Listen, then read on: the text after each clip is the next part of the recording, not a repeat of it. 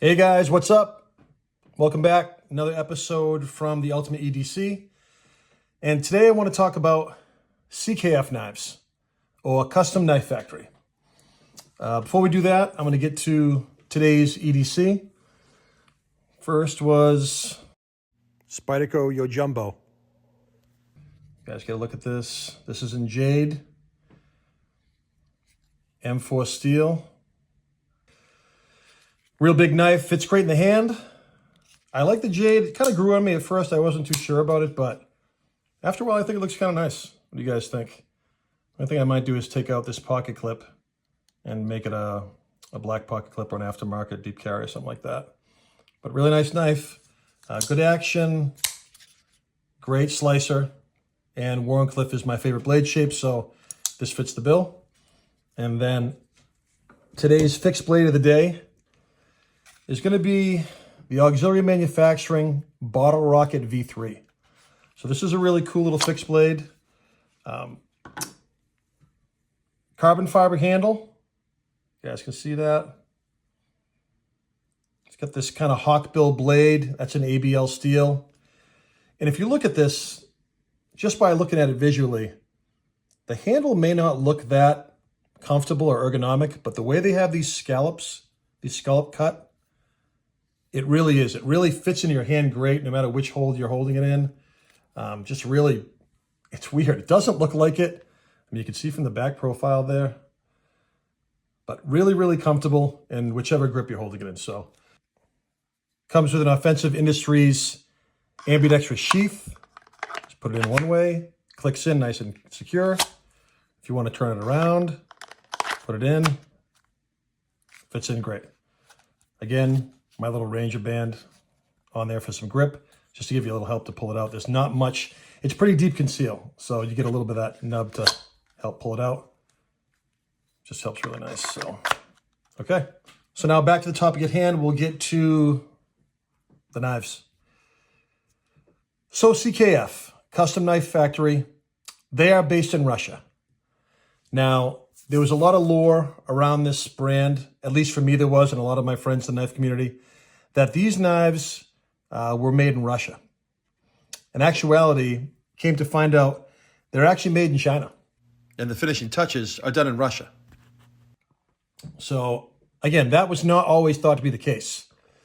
I was under the impression, just like a lot, that they were made in Russia. It is what it is. So, regardless, wherever they are made, doesn't take away from the fact that these are masterfully made blades. They are really well done. They use a lot of, CKF, they use both Russian and American-made materials, and they work with a ton of the top designers in the industry too. Like all these knives present here are just really unique. You really can't say that they follow a certain pattern, but they just really, really showcase themselves nice.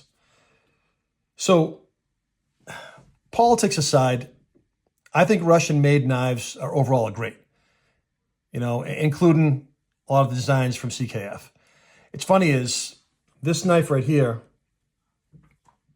which is the Yeti, CKF Yeti Chimera. This knife, I happened to be sitting home one day, and I'm on YouTube, and someone posts a video about this blade. It was a short, and I just happened to respond back right away. And it turns out I was actually talking to the Russian gentleman who designed it.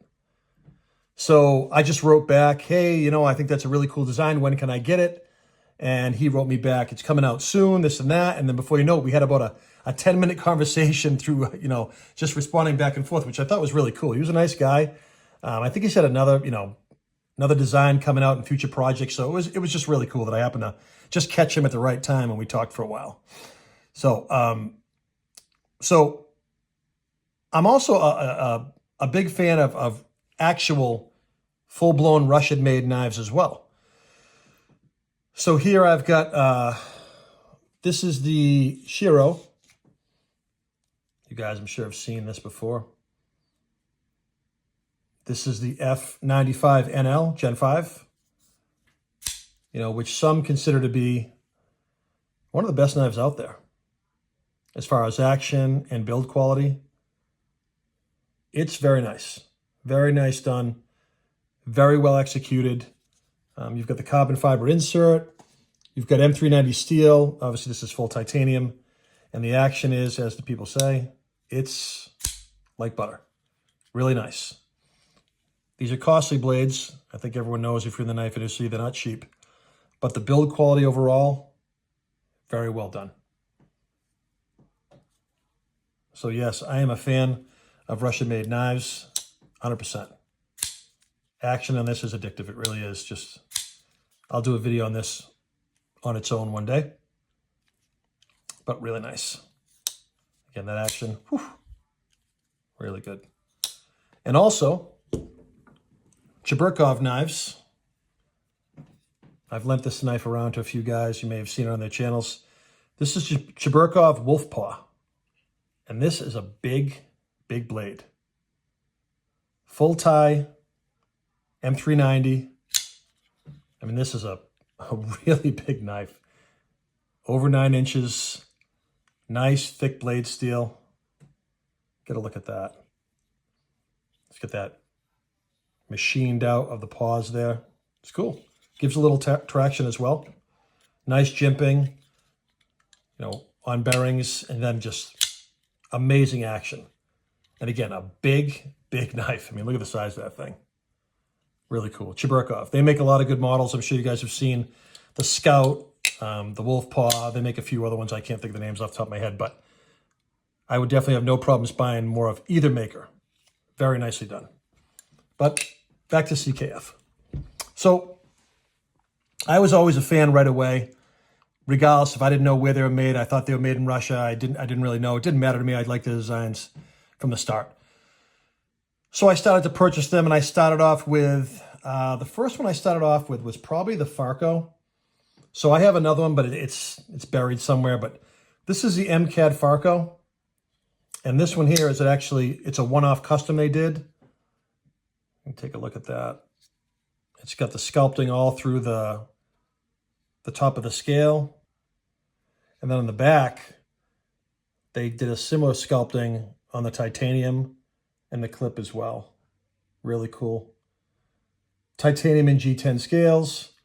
Titanium frame. It has a seal lock insert as well. So the action is really good. This is M390. But nice, you know, this is about an 8 1/4 inch overall length. But I just like the way this looked right away. You can see the sculpting on the back of the spine of the blade as well.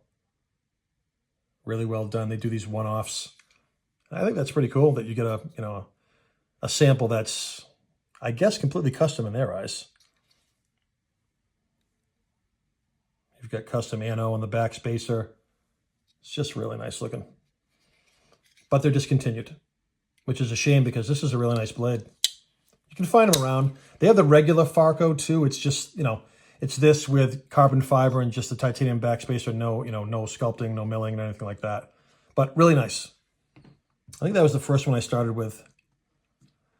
And then it was definitely the Chimera. Again, this Chimera is just this is a really nice blade. I mean, get a look at this. If you guys can see that, about 8 1/2 inches, 3 3 3/4 inch blade, titanium blackwash, chaotic carbon fiber on the front, and it's got zirconium backspacer, and you can see it's got this it looks like kind of ridge, but you don't really feel that texture. It's pretty smooth, but it looks cool. It almost looks like a bark effect, and you can see the Yeti little emblem there. You guys see that? That's the maker's, like his emblem. But this blade right here, I mean, some people complain about the detent, but for me, no problem at all. Nice jimping on the back. Great grinds as well. You can see that swedge on the top there. Really nice looking. And the action is just, it's butter. Drop shot. Easy to finger flick. Easy to thumb flick. If you only had this knife the rest of your life, you'd be fine. This is a really, really well-designed, well-executed blade. A lot of little hidden features inside there. guys get a look at that. And the Zerk pocket clip as well. A lot packed into this little blade, really is. So that's the Chimera. And then we got, I'll go to the Sablia. This is a monster. This is 9.5 inches overall, a 4 1/4 inch blade, M390 steel, orange peel milled titanium handles, carbon fiber inlays. I mean, it's got a lot going on. Get a closer look at this. This is a big, big blade. Space for a lanyard there. And it's a flipper. Very small flipper. Nice hidden. Ceramic ball. It's got a Moonglow spacer on the pocket clip there. It's just really, really, really well done. And it is a massive, massive blade. Look at this thing. Just massive. 9.5 inches overall. M390. Kind of that upswept, kind of that Persian influence there. You guys look at that. Unfortunately, this is discontinued as well. But sometimes you can find them in the secondary. Get lucky, but great flipping action on bearings. Just rockets out. I mean, look at that thing come out. Really flies out of there. What a thwack, too. Crazy, crazy sharp. Oof. Nasty looking blade. Look at that thing. So guys, this one here, this is the CKF Umu. I love this design. Such a cool looking blade. Got a lot of belly there. M390, full tie. Zerk milled pocket clip. It's got some texturing and the machining in there. This dark stone wash on the tie looks great. Nice design accents. Really comfortable blade. Little over 3 1/4 inch blade. About little over 8 3/4 inches long overall length. Titanium backspacer. This blade here, probably the sharpest knife from CKF I've ever received. This thing is a straight razor blade. Sliced me open good. I was just closing it. Boom, got me. Unbelievably sharp, but really well done. This is the original version. They have a version 2 out now that has Zerk inserts and different colored titanium, but I like this one. I like the monochromatic look. This is a great blade. This is a very thin, you can see that, very thin profile and a great size and really ergonomic. The flipper doesn't impede your grip. It's kind of almost straight out, as you can see. Really well done. Great little blade. Really nice. Next, we'll go to, I've shown this before. This is the CKF Capitalist.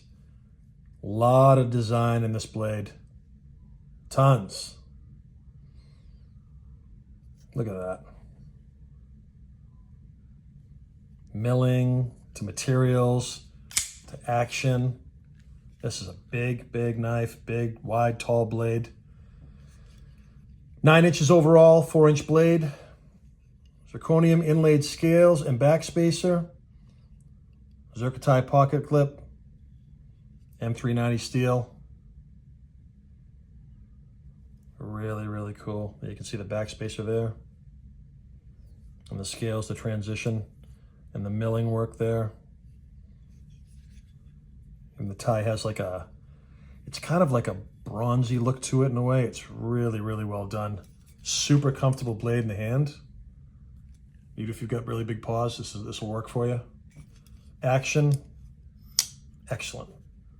And all these knives are bearings, which is another reason why I enjoy these makers. I like bearing blades. This is a really, really nice blade. And a big, big hunk of M390. Excuse me. And then I touched on this one last week as well, my hard to find blades. This is the CKF FIF 23. This baby's loaded too, loaded with features. 9 inches overall, 4-inch blade, titanium anodized, carbon fiber, zirconium bolster, back spacer. These are fingerprint magnets, but it looks cool. M390, and again, unfortunately, discontinued. But a really, really big blade. You can see the bolsters there. Really cool. But they are fingerprint magnets, that's for sure.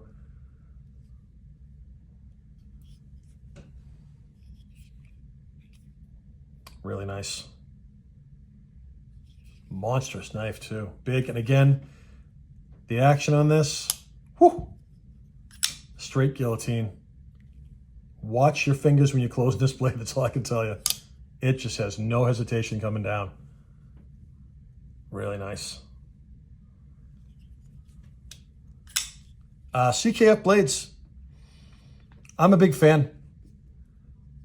You know, I've heard people talk about this before, that the Russian-made knives, there's an appreciable feeling.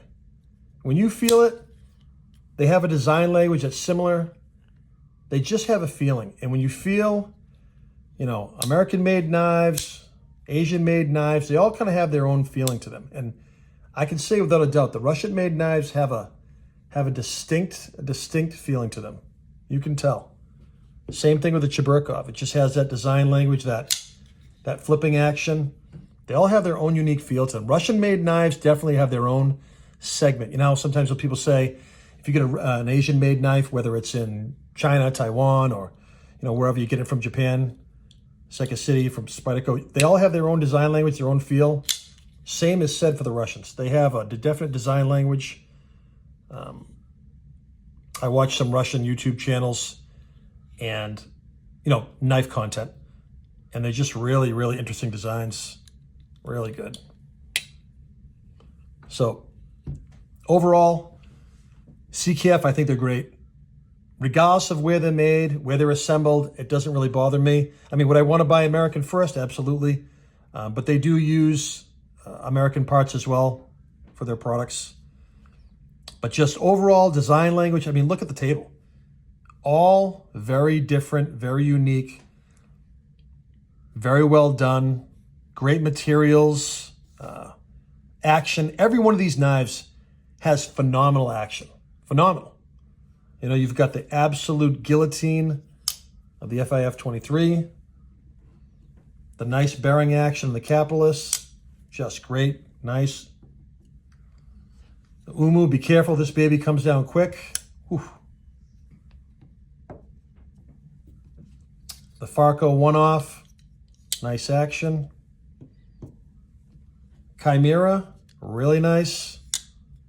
This is a real sleeper, guys. If you ever get a chance to grab one of these, I highly recommend it. This is a really nice, really well done blade. Very nice.